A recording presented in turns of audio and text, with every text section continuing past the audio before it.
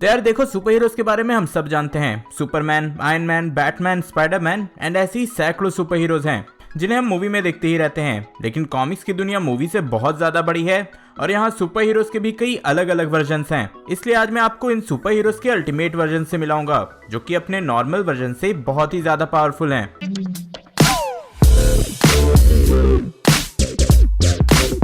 तो इस लिस्ट में सबसे पहले है वर्ल्ड ब्रेकर हल्क और इसका इंट्रोडक्शन 2006 में हुआ प्लैनेट हल्क स्टोरी लाइन में। वैसे उस कॉमिक्स को मैंने हिंदी में एक्सप्लेन भी किया है, आप चाहो तो आई बटन पे देख सकते हो। बेसिकली हल्क का ये वर्जन सबसे स्ट्रॉन्गेस्ट है। हल्क वर्ल्ड ब्रेकर हल्क में ट्रांसफॉर्म तब हुआ जब प्लैनेट हल्क की स्टोरी लाइन में उसने अपने फैमिली को खो दिया था। और वो कितना स्ट्रॉन्ग है इसका अंदाजा आप इसी से लगा सकते हो कि इसने अपने हाथों से अर्थ के टेक्टोनिक प्लेट्स को रोका था, सेंट्री जैसे सुपर हीरो को टक्कर दिया था। यहाँ तक कि पूरे के पूरे अवेंजर्स और उनके साथ कई सुपर हीरोज मिल के भी इसे रोक नहीं पा रहे थे। पर पता नहीं यार एमसीयू में वर्ल्ड ब्रेकर हल्क की जगह प्रोफेसर हल्क को क्यों लाया गया। लेट्स सी फ्यूचर में क्या होता है। आगे है वंडर वुमेन 1 मिलियन। तो वंडर वुमेन का ये वर्जन फ्यूचर से है, to be exact 853rd century से। और इस फ्यूचर में सुपर हीरो सिर्फ अर्थ की या एक प्लैनेट की प्रोटेक्शन नहीं करते बल्कि पूरे के पूरे कॉस्मोस को कवर करते हैं और उसे प्रोटेक्ट करने की कोशिश करते हैं। और इसीलिए इस टाइम की वंडर वुमेन के पास प्रेजेंट के वंडर वुमेन से कई ज्यादा सुपर पावर्स हैं। यहाँ तक कि वो एक पूरे प्लैनेट की क्वीन है और उसकी सबसे मेन एबिलिटी है उसकी टेलीपैथिक पावर्स, जो कि इतने पावरफुल हैं कि अभी के सुपर हीरोज इमेजिन भी नहीं कर सकते। फिर नेक्स्ट है सुपीरियर स्पाइडरमैन। अब नाम में ही सुपीरियर है तो ऑब्वियस है कि स्पाइडरमैन के दूसरे वर्जन से ये अलग है। अब मैं ये नहीं कह रहा कि ये वाला स्पाइडरमैन का वर्जन दूसरे वर्जन से स्ट्रॉन्गेस्ट है। पर्सनली मुझे लगता है कि स्पाइडरमैन 2099 सबसे ज्यादा स्ट्रॉन्ग होगा, बट सुपीरियर स्पाइडरमैन की स्टोरी ज्यादा इंटरेस्टिंग है क्योंकि यार ये पीटर पार्कर नहीं है बल्कि डॉक्टर ऑक्टोपस है। मुझे पता है ये कंफ्यूजिंग लग रहा है, इसलिए इससे पहले आप ज्यादा कंफ्यूज हो मैं बता देता हूँ। तो पहले तो ये जान लो कि कॉमिक बुक की दुनिया बहुत ही ज्यादा अजीब होती है और एक स्टोरी लाइन में पीटर अपने बॉडी से अलग हो जाता है, मतलब कि इसकी सोल बाहर आ जाती है। एंड इसके बाद डॉक्टर ऑक्टोपस उसके बॉडी को कंट्रोल कर लेता है, उसे प्रॉपरली अपग्रेड करता है और हमें मिलता है सुपीरियर स्पाइडरमैन। और हाँ, यहाँ वो विलन नहीं रहता बल्कि एक सुपर हीरो ही रहता है।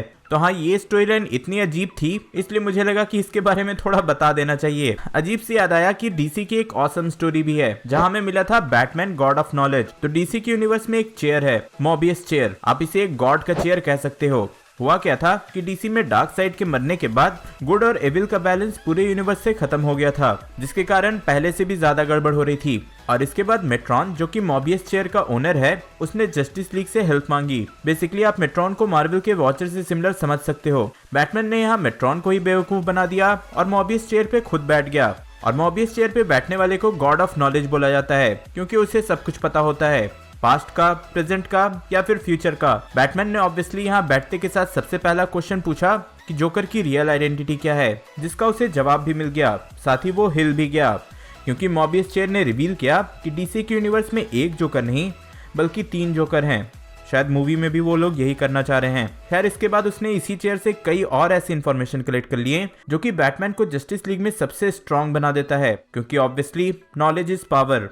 नॉलेज की बात हो गई है तो अब फिजिकल पावर पे आते हैं क्योंकि नेक्स्ट है किंग थॉर। जब ओडिन के डेथ के बाद थॉर ने एसगार्ड की गद्दी संभाली। वैसे इसी स्टोरी लाइन को और प्लैनेट हल्क की स्टोरी लाइन को मिला के थॉर रैग्नारॉक में दिखाया गया है, लेकिन कॉमिक्स में कहीं भी कॉमेडी नहीं है। और हाँ, मूवी और कॉमिक्स में ना के बराबर सिमिलैरिटीज हैं, 1-2 सीन छोड़कर। लेकिन कॉमिक्स की स्टोरी मूवी से 100 टाइम्स ज्यादा क्रेजी है और इसी स्टोरी लाइन में मिस्टिक आर्ट्स और मैजिक को थॉर मास्टर कर लेता है, जिसके बाद अब वो लाइफ और डेथ को भी कंट्रोल कर पाता है। अपने इस नई एबिलिटी से वो किसी को भी जिंदा कर सकता है, साथ ही पूरे के पूरे गैलेक्सी को डिस्ट्रॉय भी। तो हाँ, ये थॉर का लिटरल गॉड फॉर्म है। अब थोड़ा सा हम लोग पीछे आते हैं। तो थोड़ी देर पहले मैंने वंडर वुमन 1 मिलियन की बात की थी, तो सेम उसी फ्यूचर में सुपरमैन 1 मिलियन भी एग्जिस्ट करता है। ये तो हम सब जानते हैं कि सुपरमैन के एनर्जी का सोर्स है सन का हीट। तो बस आप ये इमेजिन करो कि क्या होगा अगर 15,000 साल तक सुपरमैन सन के बीच में जाके मेडिटेशन करे। इसी का जवाब हमें मिला यहाँ, जहाँ उसके पास अब गॉड लाइक सुपर पावर्स हैं। वो पूरी तरह से गोल्डन हो चुका है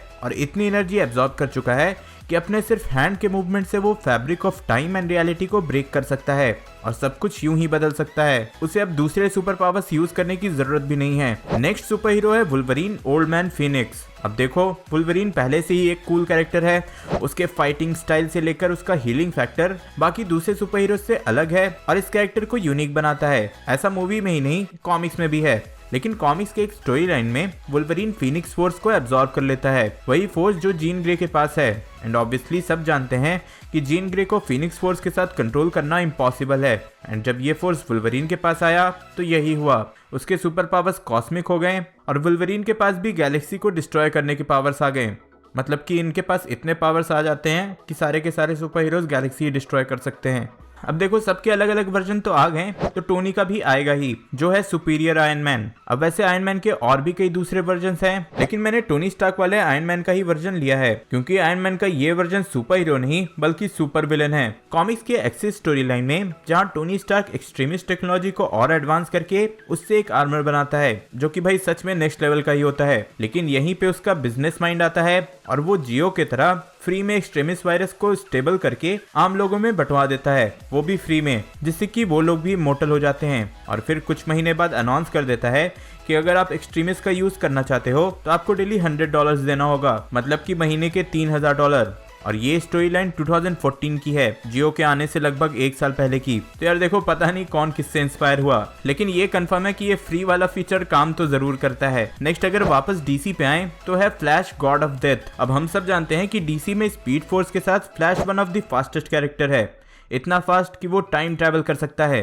लेकिन एक स्टोरी लाइन में रिवील हुआ कि डीसी में एक और कैरेक्टर है ब्लैक रेसर, जो कि फ्लैश क्या दूसरे स्पीडस्टर से भी ज्यादा फास्ट है। शायद ये वाली स्टोरी लाइन फ्लैश की सीरीज में भी दिखाई गई थी, लेकिन सच कहूं तो मुझे अभी याद नहीं आ रहा। बेसिक कॉन्सेप्ट यही था कि जितने भी स्पीडस्टर होते हैं वो डेथ से भी ज्यादा फास्ट होते हैं, तो उनके सोल को फ्री करना पॉसिबल नहीं। एंड इसीलिए एग्जिस्टेंस में आया ब्लैक रेसर या फिर गॉड ऑफ डेथ, जिसका एक ही काम है स्पीडस्टर को डेथ देना। और इसी कॉन्सेप्ट का यूज करके एक स्टोरी लाइन में फ्लैश को ये टाइटल मिला और वो बन गया डीसी यूनिवर्स का ब्लैक रेसर, जिससे कि उसके पास लाइफ और डेथ का पूरा कंट्रोल आ गया और उसे ही डिसाइड करना होता था कि कौन मरेगा और कौन जिंदा रहेगा। लेकिन यार कुछ टाइम बाद ही उसने अपने इस नए पावर को अबैंडन कर दिया था। एंड आज का सबसे फाइनल कैरेक्टर है कैप्टन अमेरिका सोल्जर सुप्रीम, जो कि मुझे पर्सनली बहुत यूनिक लगा।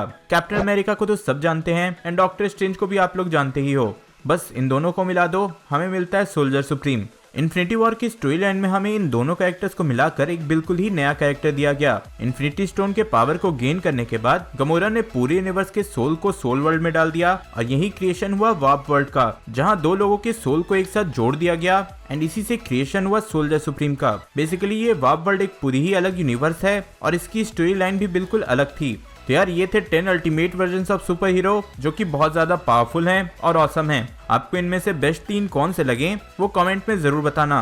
होप सो कि आपको वीडियो पसंद आई होगी, अगर हाँ तो वीडियो लाइक करना, शेयर करना एंड ऑब्वियसली कुछ मिस नहीं करना चाहते तो सब्सक्राइब जरूर करना। टोनी स्टार्क के विलेंस के बारे में जानने के लिए ऊपर वाली वीडियो देखें एंड कुछ रैंडम देखने के लिए नीचे वाली। मैं जल्दी और नई वीडियो लेकर आऊंगा। टिल देन बी देसी बी नर्ड।